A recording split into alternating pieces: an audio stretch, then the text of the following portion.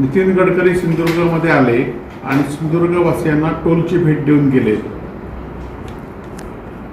सिंधुदुर्गातील महामार्ग किंवा मुंबई गोवा महामार्ग अपुरा आहेत म्हणून एकीकडे नितीन गडकरींनी माफी मागितली आणि आम्ही त्यावेळीच मागणी केली होती माफी म्हणून एकशा टोल माफी करा. परंतु त्यांच्या या भेटीनंतर टोल कोणी सत्ताधाऱ्यांनी घ्यायचा या संदर्भात चर्चा झाली असेल आणि आता उद्या शेवटची तारीख आहे की टोल जो गेले 2.5 वर्ष टोल थांबला होता आणि तो एका कारणासाठी आम्ही आंदोलन करून थांबवला होता की पूर्णपणे मुंबई गोवा महामार्ग पूर्ण झाल्यावरच टोल वसुली सुरू करावं. आज मुंबई गोवा महामार्ग अनेक ठिकाणी अपुऱ्या अवस्थेत आहे आणि हा रस्ता जोपर्यंत पूर्ण होत नाही तोपर्यंत टोल माफी घेऊ नये, टोल माफी द्यावी किंवा टोल सुरू करू नये ही आमची मागणी त्यावेळी होती आणि उद्याही ती मागणी आमची राहील. माझं सिंधुदुर्गवासियांना आव्हान आहे की या टोल माफी आंदोलनात गेल्यावेळी सिंधुदुर्ग जिल्हा व्यापारी संघाने सुद्धा पुढाकार घेतला होता.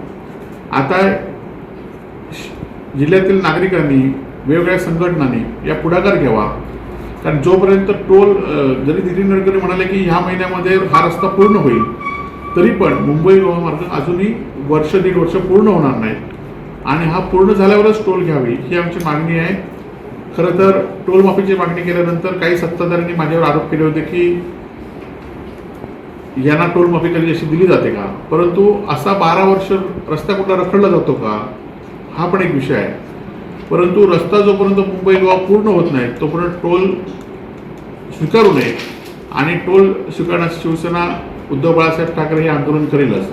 परंतु नागरिकांनी सुद्धा या आंदोलनामध्ये सक्रिय सहभाग घेतला की त्यांनी पण या गोष्टीला विरोध दिला पाहिजे, कारण एकदा 3 महिन्याचे टेंडर एकदा सुरू झालं की हे टेंडर कायम अस्तित्वात येईल. पोलीस दपटशाहीचा वापर केला जाईल, कारण सत्ताधारीच यामध्ये ह्या टोलमध्ये गुंतलेले असल्यामुळे याचा पोलीस बळाचा वापर केला जाईल आणि त्यामुळे हे आंदोलन संपूर्ण सिंधुदुर्गवासियांनी या आंदोलनामध्ये सहभाग घ्यावा असं आमचं आव्हान आहे. सिंधुदुर्ग जिल्हा अवैध धंदे सुरू नाहीत असं पालकमंत्री सांगतायत, गृहमंत्री सांगतायत, परंतु आज सिंधुदुर्ग जिल्ह्यातल्या संघटनेना सिंधुदुर्ग नशाबंदी केला पाहिजे म्हणून व्याख्यानं द्यावी लागतात आणि त्यांचा व्हिडिओ व्हायरल होतोय की सिंधुदुर्ग जिल्ह्यामध्ये ड्रग्सचं प्रमाण वाढलंय, सिंधुदुर्ग जिल्ह्यामध्ये चरसचं प्रमाण वाढलंय आणि म्हणून त्यांना वेगळ्या संघटनांनी एक उद्या चर्चासत्र ठेवलं आणि त्या चर्चासत्राचा व्हिडिओ व्हायरल झाला. आपण बघित असाल की सिंधुदुर्ग जिल्ह्याचं नाव कसं बदनाम झालंय.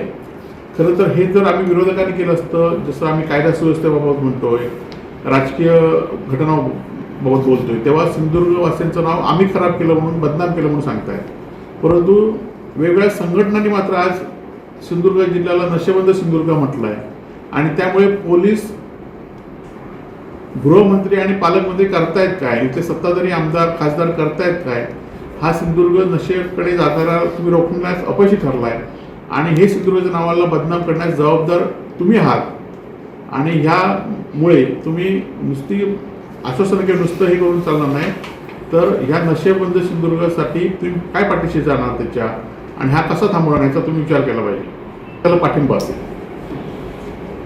शेवटी शिवसेना काय राजकारणासाठी किंवा आम्ही राजकारणासाठी करणार नाहीत. कोण जो विरोध करेल, उद्या व्यापारी संघटना, उद्या भाजपने असू दे, उद्या शिंदे शिवसेनेने जर विरोध केला तर आम्ही त्यांच्याबरोबर आहोत, परंतु विरोध झाला पाहिजे आणि टोल माफी जोपर्यंत रस्ता पूर्ण होत नाही तोपर्यंत टोल सुरू करायला लागता कामा नये.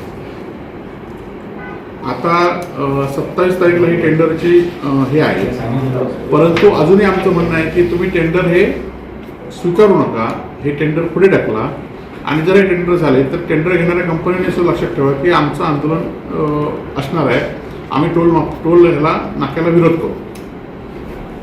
टोल नाक्यावर एक सर्वे सुरू आहे, येणाऱ्या जाणाऱ्या गाड्यांची वाहनांची नोंद देखील ठेवण्यात येत आहे, काय सांगाल त्याला? नाही, खरं तर ती कंपनी आहे ती सत्ताधाऱ्यांशी संबंधित आहे आणि ते गेले 8 दिवस ती पाहणी करतायत की किती रुपयाला टोल भरला पाहिजे आणि त्या गडकरी आल्यापासूनच ह्या मोहिमेला सुरुवात झाली आणि गडकरी कोणाला भेटले, गडकरी कोणाच्या सत्ताधाऱ्यांजवळ आहेत हे लोकांना माहिती आहे सिंधुदुर्गवासियांना.